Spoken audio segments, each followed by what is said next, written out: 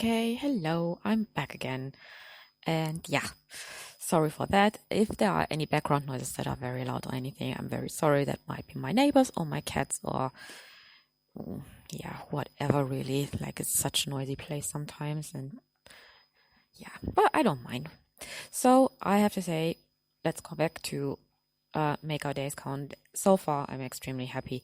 And Lucy Gang, that's the name of the guy I met earlier. Like, I want to get to know him more. I think I really want to get to know more about his backstory. Like, why doesn't he want to love again? Why is he so afraid of something not being for forever?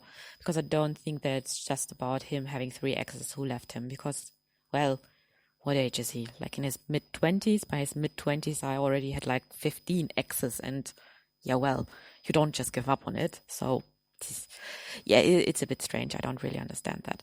So let's move over to our main couple, Yujigu and Jiang Haoting. These two, I have a bit of trouble with, mainly because I don't think Yujigu is so cute, me being the really awful, yes, and shallow person.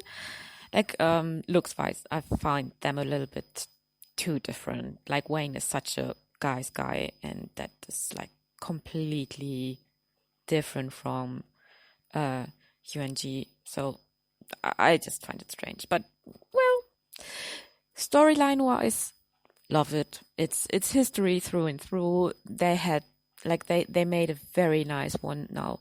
They always do that, like, with Right or Wrong last year, they had something that had like really a lot of depth, that was quite a tricky topic.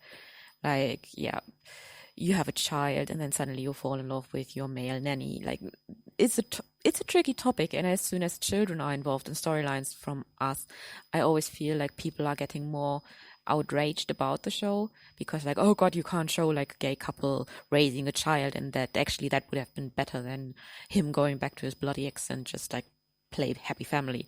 So I really liked that one last year, and I thought it was very brave. Then Crossing the Line obviously is a masterpiece in itself, but it's more like the usual conventional boy love storyline that we get like every time. It's a cute hate to love storyline in a high school setting. So they've done it properly. It's cute, it's nice, I love it. Like, I'm really a big fan. But it's not that outrageous. So I think like you always get with history, you get one story that's like really out there and that's like really strange. Like with Trap this year, I think there are not a lot of gay storylines in like a gangster setting, which I obviously find like so sad, because I'm such a sucker for these kinds of storylines. Ha, that almost rhymed. Ha. Sorry, I'm just in a bit of a funny mood. So yeah, and I think now with Make Our Days Count, we are just getting the completely stereotypical, in a lack of better, like a nicer word, boy love storyline with two boys who fall in love with each other at high school. Again, the story is done perfectly. Like, all of them have like a nice backstory to it. There will be obviously some conflicts later on, but like honestly, I'm really, really happy with that show. It's just such a feel good thing, and it just makes you so yeah, really happy, I think. So the overacting, yes, is annoying. I agree with that, but I totally can see the chemistry between the pairs, and yeah, I again appreciated a lot that even though it's the typical high school storyline, and I think that's really the point why I think history is such an amazing thing.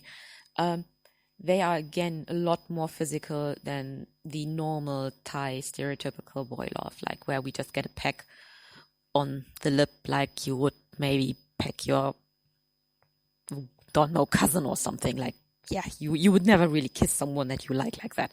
Like, I'm sorry, but the first kisses in Puppy Honey or whatever these kisses was supposed to be, they were just like, gosh, so awful.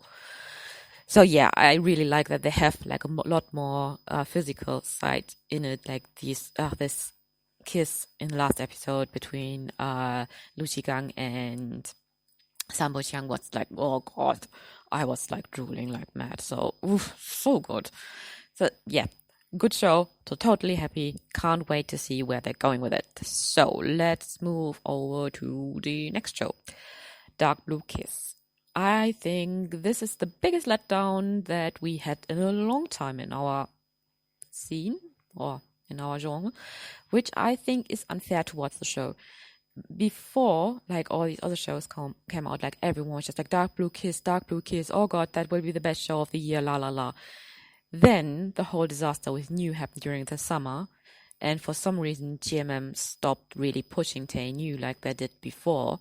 And yeah, now we're here with Dark Blue Kiss, where Pete and Cow finally are actually the main couple, but are completely getting overshadowed by Sun and Morg because, yeah, just because. I actually really think the big problem is the whole issue that happened during summer with New and his girlfriend, and yeah, they New are just not as shipped as they have been before, and I think that's really sad. And I mean, I'm watching Dark Blue Kiss, and I like it. It's good. It's typical GMM material so far. Like, there are no aspects of any kind of physicality in it, like there's no skinship in it, but that's GMM for you.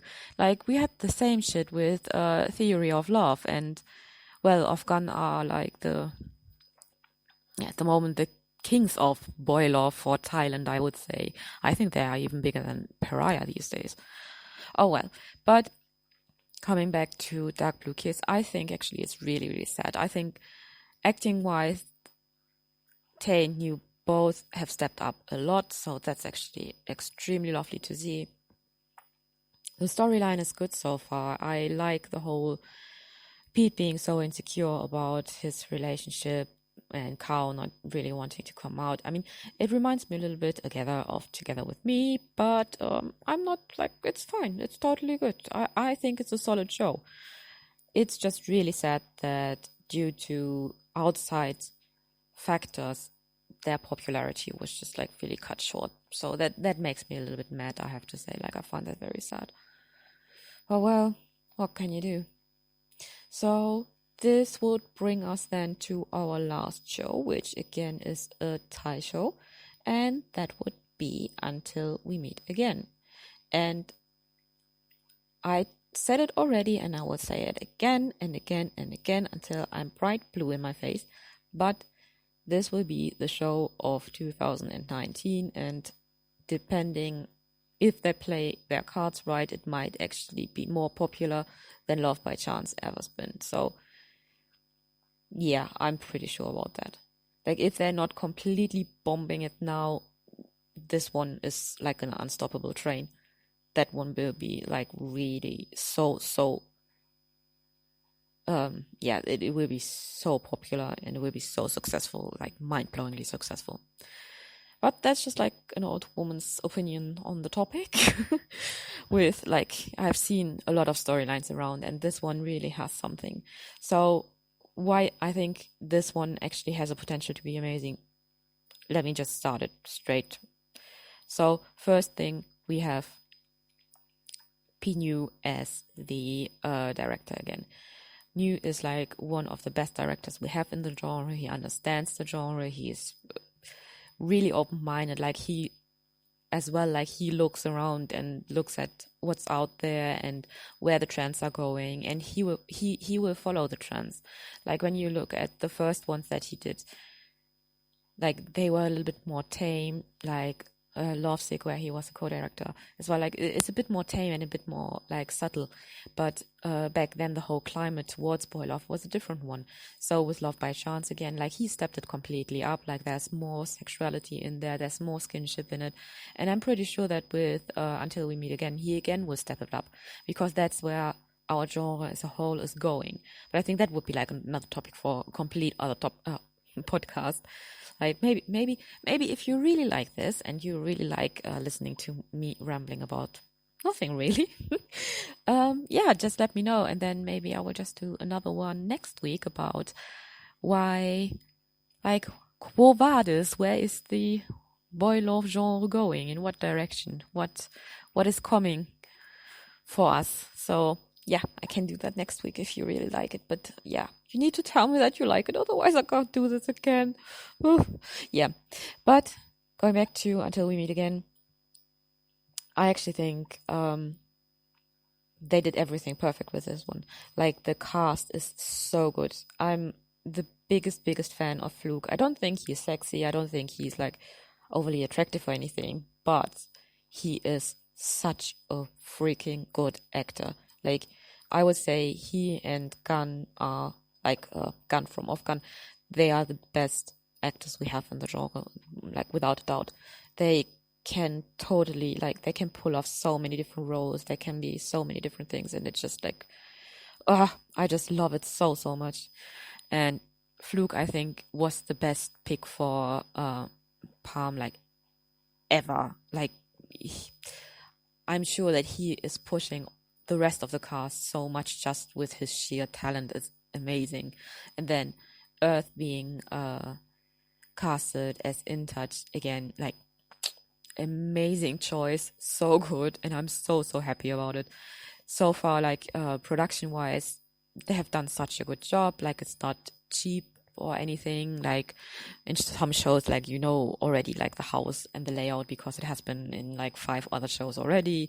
And or you come into a room, like the bedroom of one of the cast members, and then there's like nothing in it because it's like just a hotel room where they put like a couple of comics into like one of the cupboards, and that's supposed to mean that someone really is living there.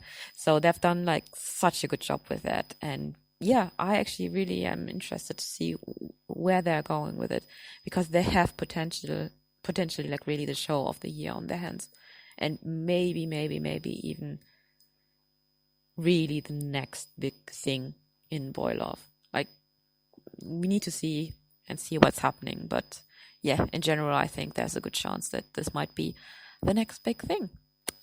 So yeah, I think it's very exciting times for us in general, because there are a lot of very good shows out there.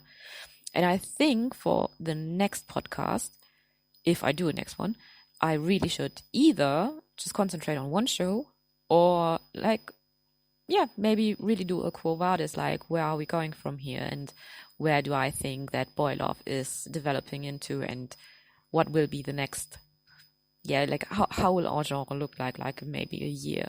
So if you're interested in either of these topics, like, or you want me to discuss like one show in particular, then just leave me a nice comment, and like, you can do that on Amino. I know that you need to go off Amino to listen to this, but yeah, you can just leave a comment at Amino, and then I will just pick it up. So if you really like this, and if you think listening to me rambling on is actually entertaining, God knows why, then just leave me a nice comment, and I will contemplate doing another one of these. Like, if no one is interested, obviously I will stop and then just write down my rants again, like I did before. But yeah, if you like it, just let me know, and then I will think about doing this like on a regular basis again. So yeah, it was lovely talking for half an hour about my favorite topic in the world. So I hope you enjoy my ramblings as well. And yeah, please leave me a comment if there's anything that you want to discuss or that you think about. Just like, let me know. And yeah, that would be it for now. Hopefully hear you soon. Bye bye.